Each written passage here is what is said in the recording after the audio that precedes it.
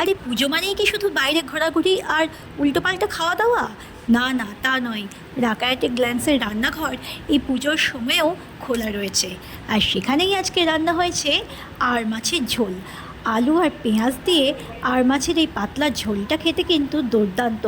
সঙ্গে আবার এক্সট্রা হিসেবে দুটো ধনেপাতাও দিয়ে দিয়েছি। আর এই ঝোল দিয়ে ভাত মেখে খেতে দারুণ লাগে বন্ধুরা।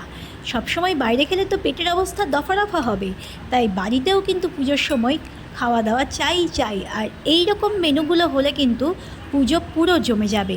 যদিও পুজো আসতে এখনও 2-3 দিন দেরি, তবু কিন্তু টিভির পর্দায় আমরা সবাই ঠাকুর দেখে নিচ্ছি। আর সেই সঙ্গেই চলছে ভুরিভোজ, সেটা ঘরেই হোক আর বাইরেই হোক।